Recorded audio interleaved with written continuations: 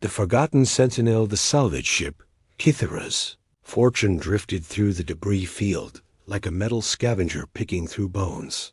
Captain Zexstar adjusted his forearms on the control console, his reptilian eyes scanning the sensor readings. With practiced efficiency, 5,000 years of galactic civilization had taught the Kithara one thing above all else. Someone else's trash was always their treasure. Captain, his first officer Valanax called from the sensor station.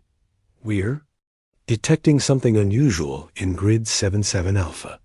Zexstar's head snapped toward the display. After decades of salvaging dead systems, unusual meant profitable. The screen showed a massive structure orbiting the corpse of what had once been a thriving world. Now only charred rock remained, but the station remained intact, impossibly pristine against the cosmic graveyard. By the void, Zexstar whispered.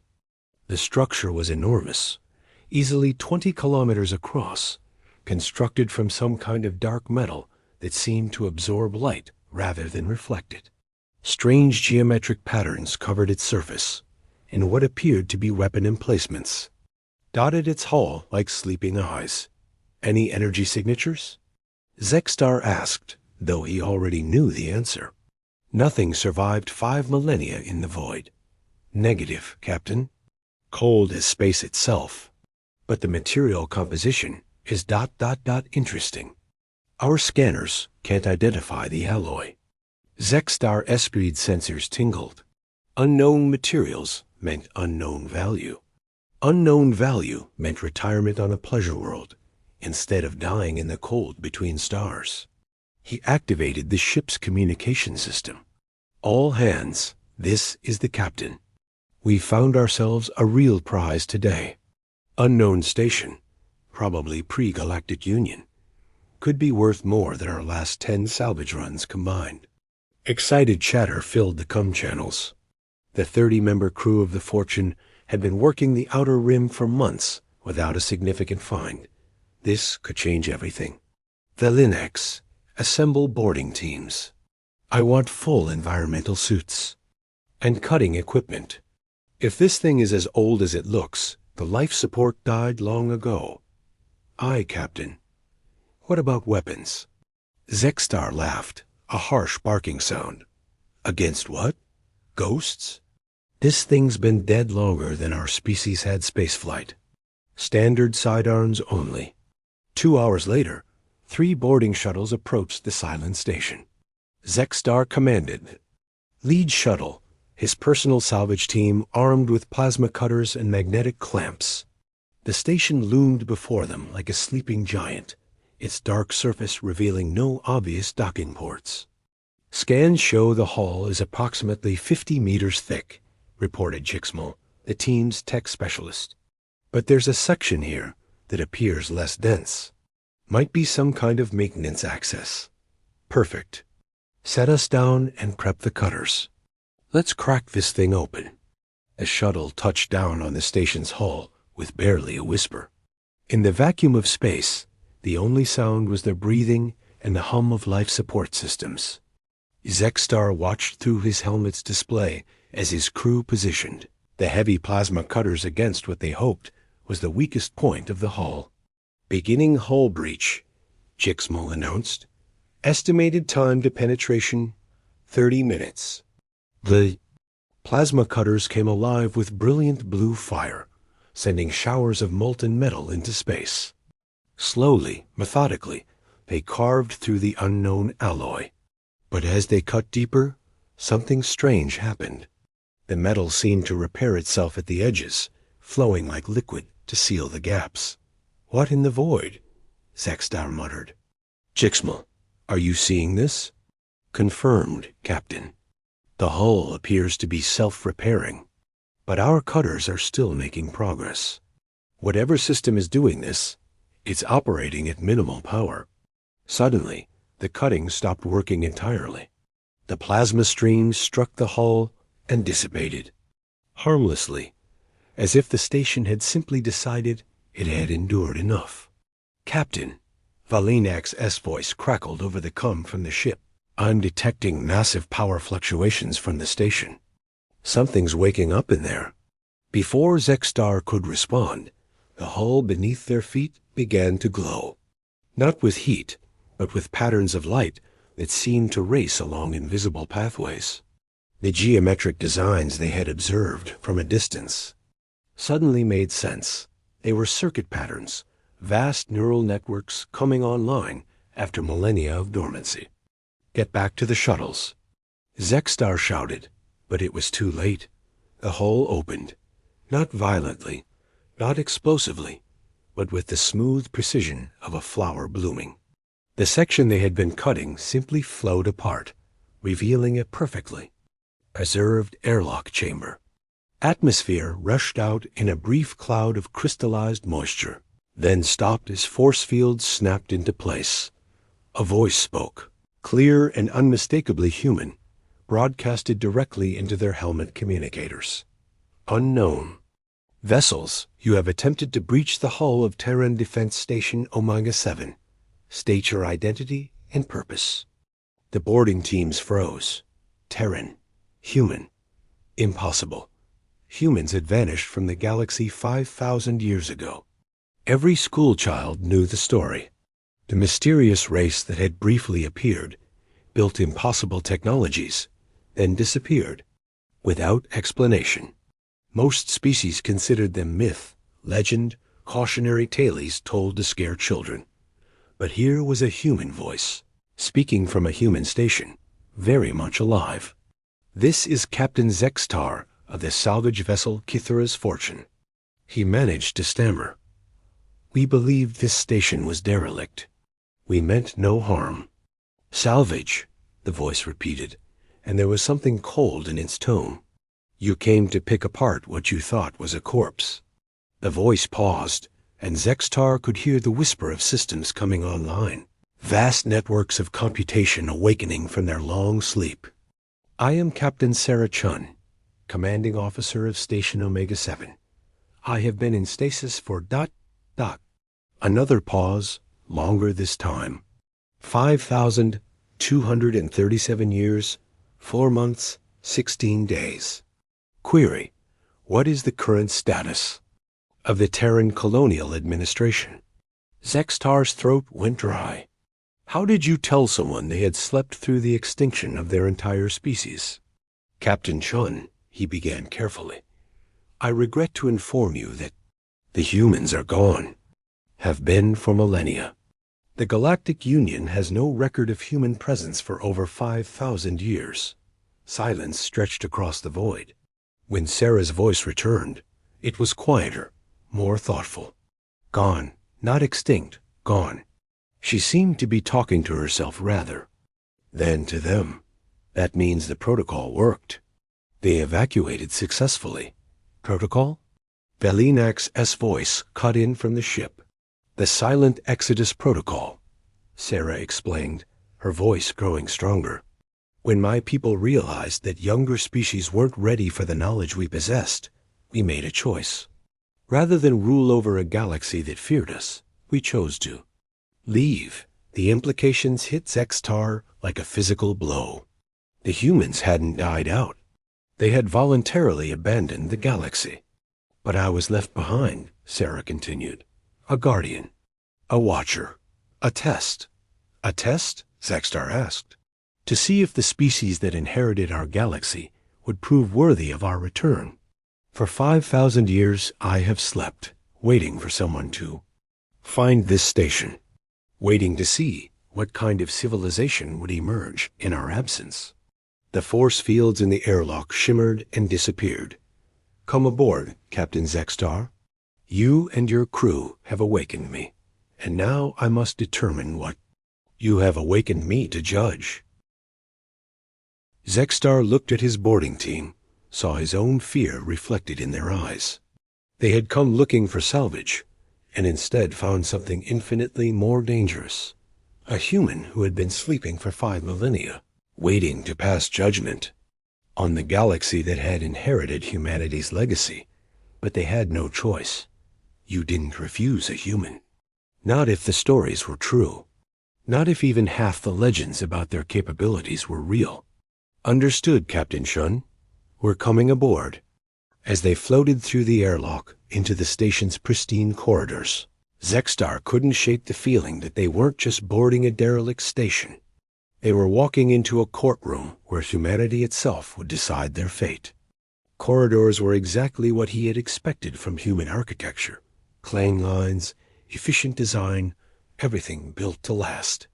But there was something else, something that made his scales prickle with unease. The walls themselves seemed alive, somehow filled with patterns of light that pulsed like a heartbeat. This way, Sarah's voice guided them through passages that adjusted their lighting as they approached. I'm in the Central Command Center. I apologize for the circumstances of our meeting, but I must ask you some questions. They followed the glowing path through corridors that seemed to stretch forever, past chambers filled with technology that made their own ship look like a child's toy. Finally, they arrived at a vast spherical chamber dominated by a single chair, surrounded by holographic displays. Down in the chair sat Captain Sarah Chun. She looked exactly as she must have 5,000 years ago, mid-30s, dark hair, wearing a uniform of unfamiliar design. But her eyes held the weight of millennia, and when she turned to look at them, Zexstar felt as though she could see straight through to his soul. Welcome to Station Omega 7, she said, rising from her chair with fluid grace. Now, shall we discuss what your species has done with the galaxy my people left in your care? Asterisk, the price of curiosity. Captain Sarah Chun stood before the holographic display, her fingers dancing across controls that seemed to respond to her thoughts rather than her touch. Data streams flowed around her like liquid light, painting a picture of 5,000 years of galactic history in minutes. Zexstar and his crew watched in nervous silence as she absorbed everything: the rise and fall of empires, the formation of the Galactic Union, the endless wars and brief periods of peace that had shaped their civilization. Her expression remained neutral, but something in her eyes grew colder with each passing moment. 17 major wars in the past millennium alone, she said finally, her voice carrying a weight that made the station's hall seem to vibrate. 12 instances of genocide, 347 worlds rendered uninhabitable. And you call this progress? Captain Chun, Zexstar began, but she held up a hand for silence. I'm not finished. The displays around her shifted, showing detailed records of suffering, slavery, and systematic oppression. The Zelthiran Empire's century of slavery, the Vorthic Crusades, the systematic mining of inhabited worlds by the corporate consortium. Her gaze fixed on Zexstar, including your own species' participation in the Rim Wars, where you sold weapons to both sides of a conflict that killed 4 billion sentients. Zexstar's throat constricted. Those records should have been classified, buried in the deepest archives of the Galactic Union. How did she have access to them? How do you know all this? Velenax asked from behind him. Sarah's smile was sharp as a plasma blade. Did you think humanity left no watchers? No observers? We may have departed physically, but we never stopped watching. Every major decision, every war, every act of cruelty or kindness, we recorded it all. She gestured, and the air around them filled with ghostly figures, translucent beings that moved with purpose through the station's corridors. They looked human, but somehow more, as if they existed on multiple levels of reality simultaneously. My people didn't die, Captain Zexstar. They evolved. 5,000 years ago, we discovered how to transcend physical existence while retaining our consciousness, our memories, our humanity. We became beings of pure thought and energy, able to observe your galaxy without interfering. The implications struck the Cathara crew like a physical blow. Humanity hadn't abandoned the galaxy. They had been watching from beyond, judging every action, recording every failure. You've been spying on us for 5 millennia? Jixmal's voice cracked with indignation. Spying? Sarah's laugh held no humor. No, young one, we've been hoping. Hoping that the species we left behind would grow, would learn, would become something. Worthy of the stars. Instead, you've repeated every mistake we ever made, and invented new ones we never imagined. She waved her hand, and the ghostly figures disappeared. The chamber fell silent, except for the whisper of recycled air. But, Sarah continued, her tone softening slightly, that's not the complete picture, is it? Show me the other side station. New?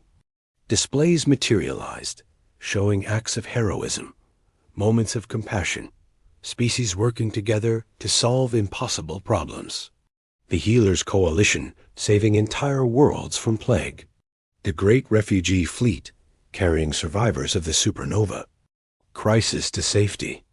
Acts of sacrifice and love that painted hope across the stars. For every act of cruelty, there have been acts of kindness, Sarah observed. For every war, periods of peace.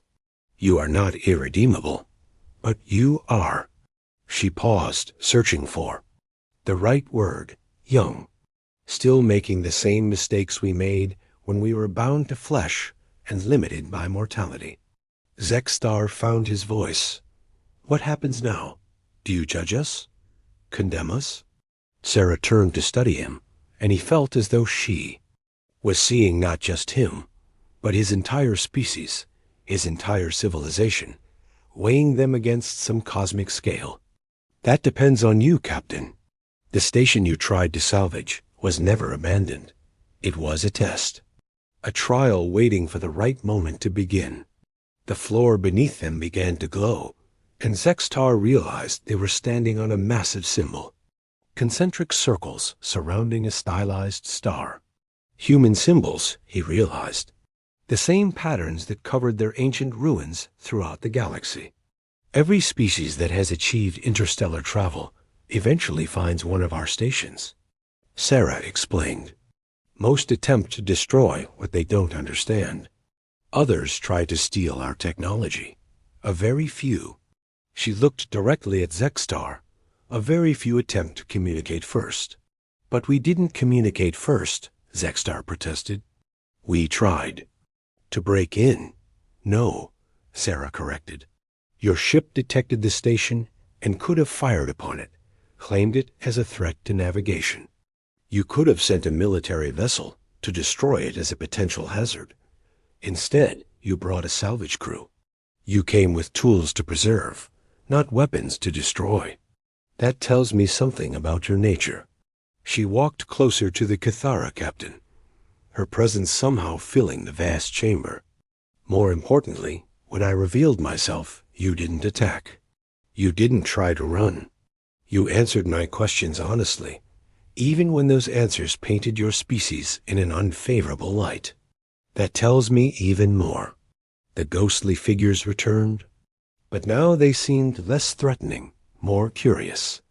Zexstar realized they were observing the proceedings, these energy beings that had once been human. The test isn't whether your species is perfect, Sarah continued.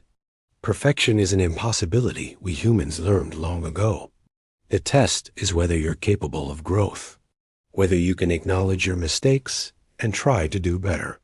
She extended her hand, and a small device materialized in her palm, a crystal that pulsed with inner light.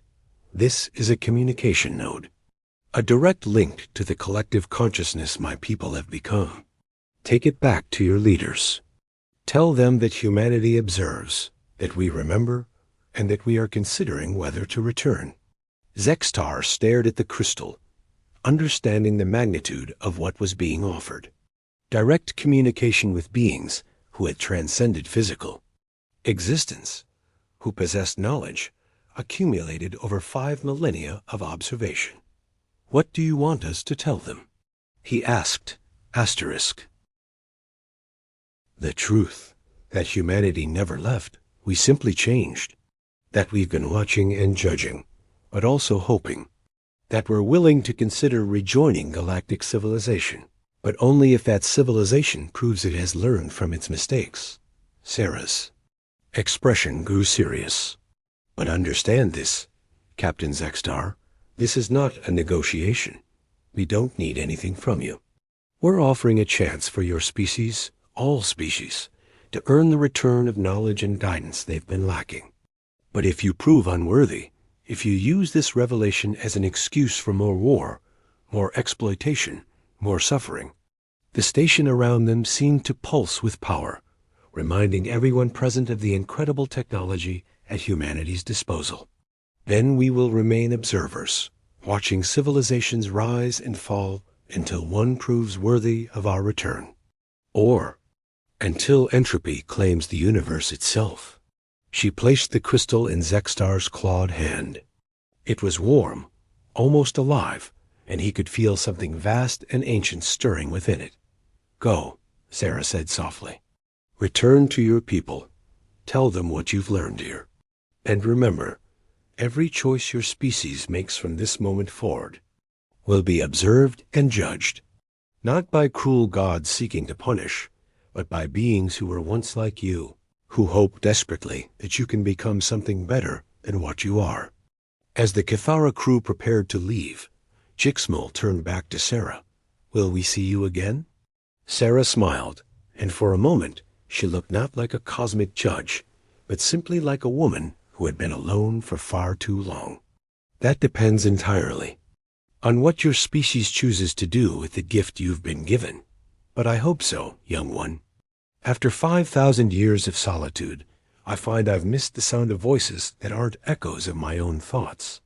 The airlock sealed behind them as they returned to their shuttles. As the Kithara's fortune pulled away from the station, Zextar stared at the crystal in his hand and wondered if his species was ready for the return of humanity. Behind them, Station Omega-7 continued its eternal orbit, no longer sleeping, but watchful, waiting to see what choice the galaxy would make Dot in her command chair. Sarah Chun opened a channel to the collective consciousness her people had become. The test has begun, she said simply. Now we wait to see if 5,000 years of patience will finally be rewarded. The ghostly figures around her nodded in silent agreement, and across the galaxy, other stations began to stir from there. Long slumber, preparing for humanity's possible return to a universe that had never truly been abandoned. Asterisk.